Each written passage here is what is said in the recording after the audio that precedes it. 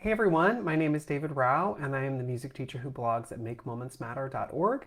You can also find my ideas on Facebook, on Pinterest, on Patreon, a variety of places when you search for my name, David Rao, or Make Moments Matter.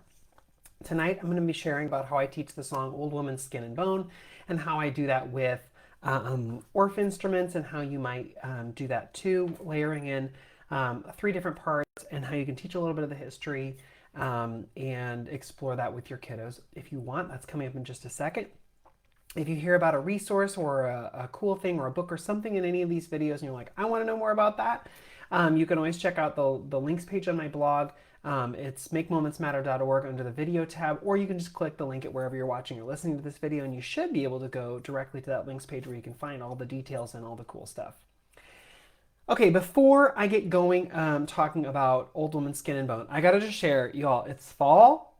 So I have my fall music apparel on. It's like the perfect time. It's like finally like feeling a little chilly here in Kansas City, and it's like finally feeling like, ooh, I can wear a jacket and like turn on the seat heater in my car in the morning, which like for the next 2 weeks will be really fun, and then it'll be too cold. But anyway, I'm wearing my fun new shirt from Musically Minted. Of course, it is from Musically Minted because all cute like music teacher shirts are from there, and apparel and whatever else.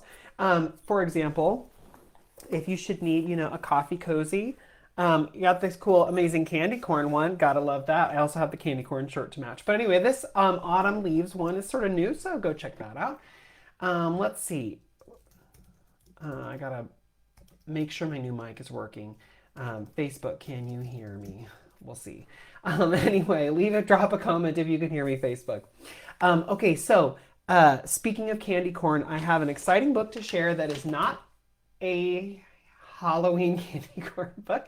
You would think. No, this is called Candy Corn Christmas. This was recently sent to me, and it is a delight. Let me just share just a couple pages because you're going to want to get this now before we get to the holidays. And by that I mean winter holidays, because this one is Candy Corn Christmas? What? Okay, this is by Jonathan Fenske. I think I'm saying that wrong. Fenske, but check it out when you look at the book online.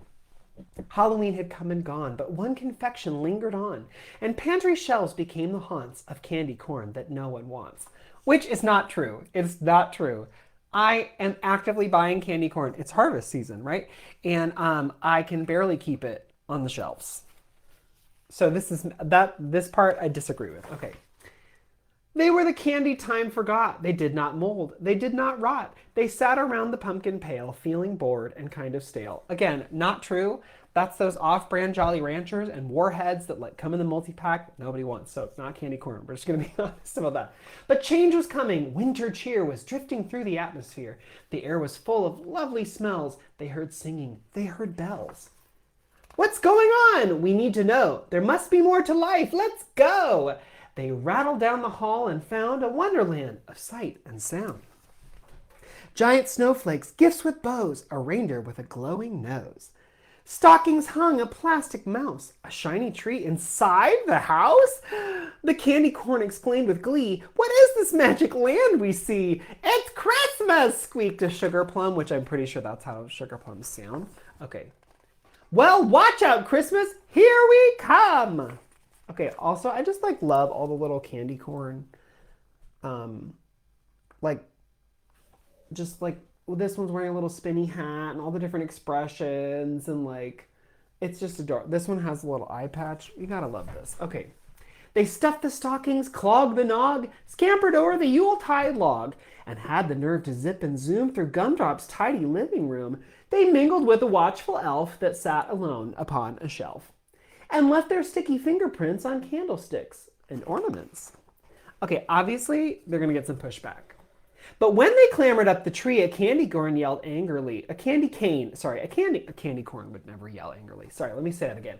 But when they clambered up the tree, a candy cane yelled angrily. I think I speak for all of us. Stop making such an awful fuss. I'm made for Christmas. Yes, I am. You had your holiday. Now scram! The candy corn stopped in their tracks. Their faces dropped like candle wax. I guess you're right. We don't belong. Enjoy your special day. So long. Okay, then obviously Santa falls down the chimney. Adorable. And Santa said, "Did I overhear a candy cane had lost its cheer?" And with a laugh, he turned and saw the candy corn, who stared in awe. "What's this? The newest reindeer kibble?" He picked one up. He took a nibble. "Striped and waxy, kind of chewy, sticky sweet, a little gooey." He rubbed his tummy, gave a grin. "Ho, ho, ho, they fit right in." Then Santa, humming merrily, placed all his gifts beneath the tree, and patted Cain upon the head and leaned in close and gently said, "You're made for Christmas, this is true, but Christmas isn't just for you. No, Christmas is for everyone. Let candy corn enjoy the fun." Okay, so obviously the candy corn becomes a part of the Christmas holiday. Just delightful, right? Okay, anyway, and then they're like making connections like, okay, striped, sweet, and sticky candy corns and candy canes. Hilarious. So, super sweet book. And I'm hoping that this one goes viral. And Brock's, maker of my favorite candy ever. I hope Brock's reads this and goes, "Oh my gosh, we need to sponsor this." And also, we should make a Christmas candy corn. Like, that's my hope. That's my hope. But not sure if that's going to happen. Anyway, no matter what, I'm going to sit here and enjoy my candy corn now and later. Also, a pro tip. People say, "David, have you tried candy corn with roasted peanuts?" Obviously, right? That's like candy corn 102. Candy corn 101 is just eat the candy corn. Candy corn 102 is with peanuts. Have you tried it with dried roasted almonds? I'm not going to say you must, but and I'm not going to say it's life-changing, but it will probably be afternoon-changing. Maybe even week-changing. I don't know. Go try it out. Anyway, Candy Corn Christmas. This is by Jonathan Fenske. Delightful little book. And you're going to have to go check it out. I linked it on the links page. It's super, super sweet, literally and figuratively, and because candy corn. Anyway, super cute book. Go check it out. I'm going to try not to only eat candy corn for the rest of this video. In fact, I'm going to put it over here where I can't get to it as easily. Anyway, check that out. Super cute book. It's linked on the links page. Okay. Old Woman, Skin and Bone. This is one I teach. I think you can teach it at whatever grade you want. I think it's pretty versatile. And I'm going to talk about what I do with the Orff instruments with this and sort of how I teach the story. But whenever I teach a song that has like new vocabulary or a context maybe my students don't know, I always like to give them more context and like talk them through some of the vocabulary. So years and years ago, I made these favorite folk song sets, and I originally thought I was going to use them for bulletin boards, and you can print them off just like this and put them out on bulletin boards. That's why there are signs like Old Woman, Skin and Bone, our favorite folk song of the week, because maybe you'd use it as a bulletin board, but you could also use it. I have it, if you are interested in this, I have a digital resource like this.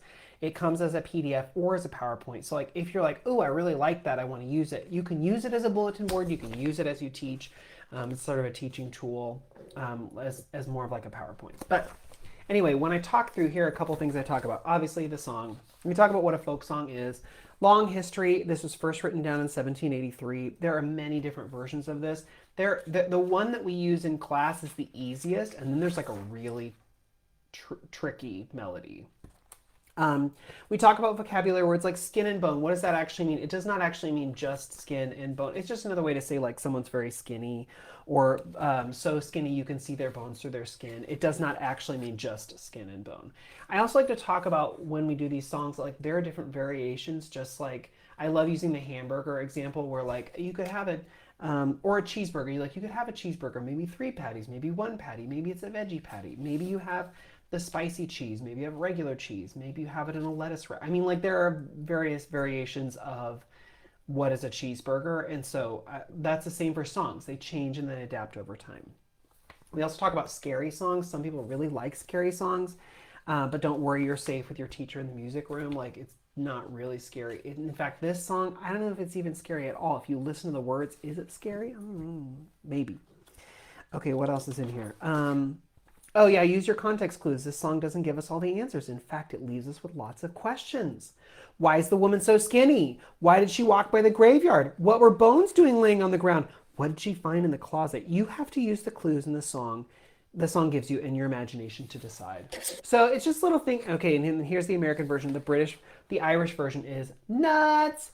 But then also there's a page at the end, also with like media links. So if you like want to go watch different people do it, or if you want a lyrics page, things like that, that's all included in that resource. I like to have that all in one place because that means I don't have to go like searching for those things every time I teach it. It gives me a chance to like have it all in one place, but also if I want to print it out and use it as a bulletin board, even if I've used it as like a visual, like I use the PowerPoint in class, I could print out the bulletin board stuff and put it out in the hallway, and it just reinforces as kids walk by.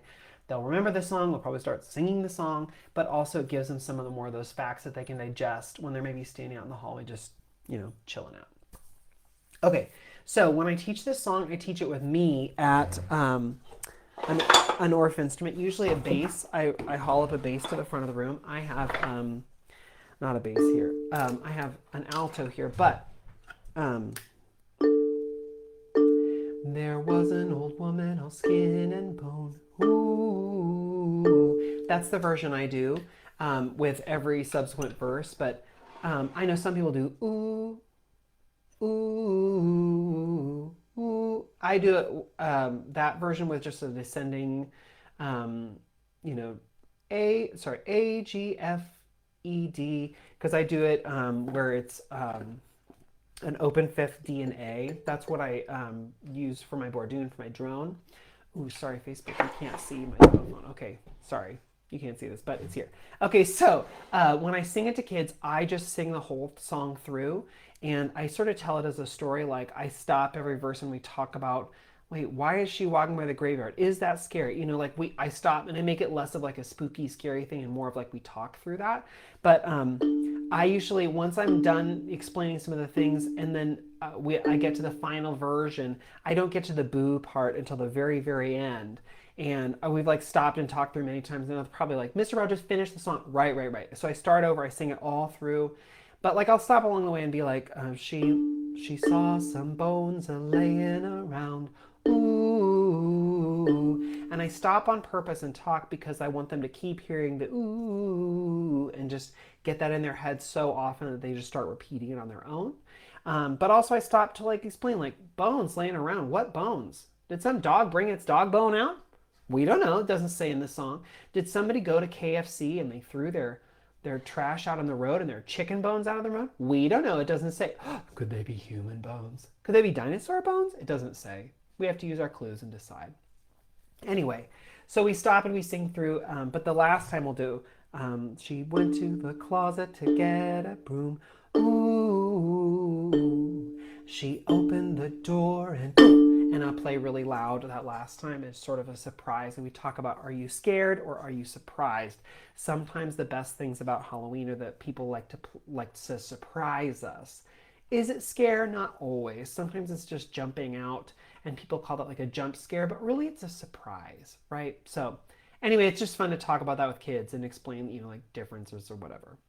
Okay, so Old Woman Skin and Bone, it's super fun to play. What do I have kids do? Well, we get out the instruments, and one of the things that they do is just to play the steady beat. It's tricky because it's so slow. There was an old woman, all skin and bone. Ooh. So often with my kids, it becomes this. There was an old woman, all skin and bone. Ooh, at first.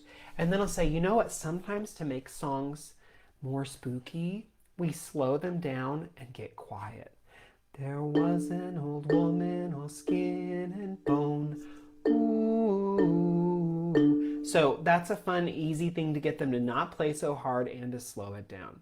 If you say like, it's part of the thing, is you slow it down and you get quiet to sort of be more spooky.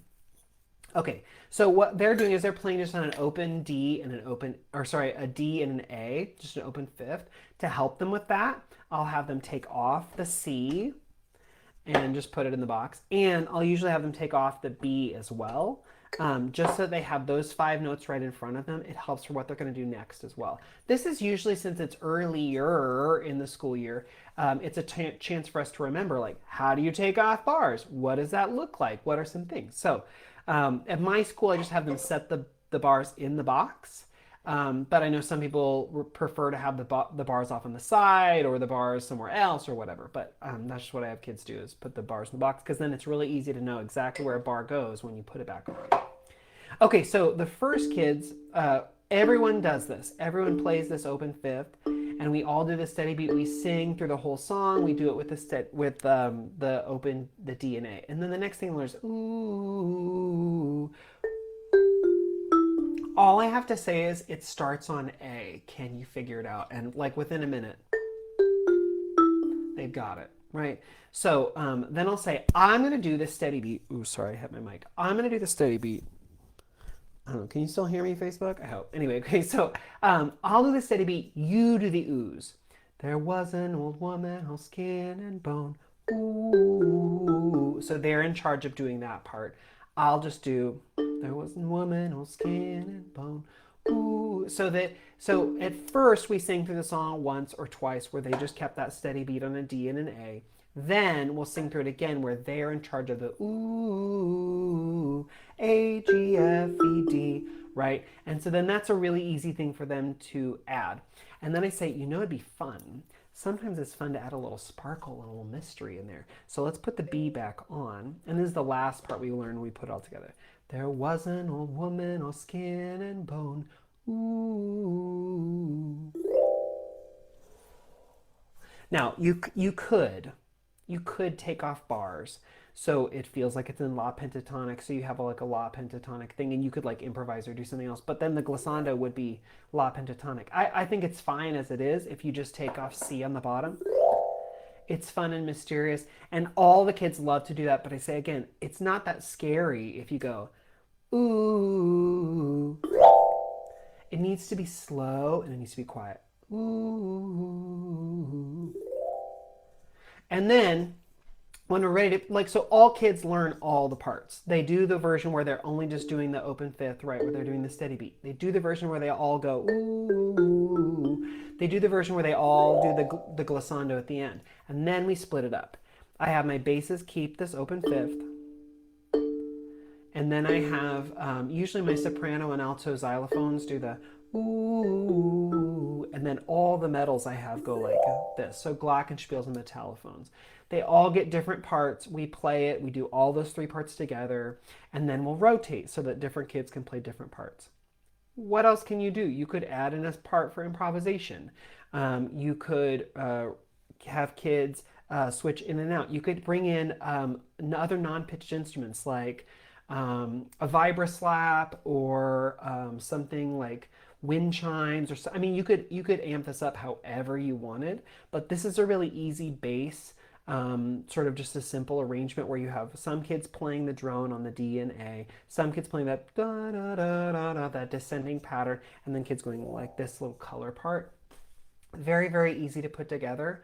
And like I said, all kids learn all the parts, so then when you rotate, you're not like you're not teaching to a new thing. They're just like, oh, we played this before, but I played it over there. Now on this instrument I play blah blah blah. You can have whatever you want. So it's a very simple song to put together, super fun. Like I said, if you want to use this favorite folk song set that I made, it's really great for context to give kids more understanding about what do the words mean, why do we do it, and it gives you a visual to put up and something easy for kids to latch onto. So it's a pretty fun resource to have. I put that link on the links page in case you're interested in that. I also put a link to the brand new, just came out like what, last month, Candy Corn Christmas. You're going to want to get this for the holidays. Not this current one. You have time. But it's going to be perfect. Well, I guess you could do it now, but it's going to be perfect for Christmas and Yuletide, you know. So anyway, a super fun Old Woman Skin and Bone song. The Candy Corn book is super fun. I hope that gave you some ideas of what you could do this week and next as you're getting ready for the big spooky holiday. But I'll be back next week with some more ideas. If you have ideas about this song, you love it, you use it, please put those in the comments and other folks will come through and read those as they go. But yeah, if you have any other ideas, please put them in there. Otherwise, I'll see y'all next week for another Musical Mondays video. Good night, everyone.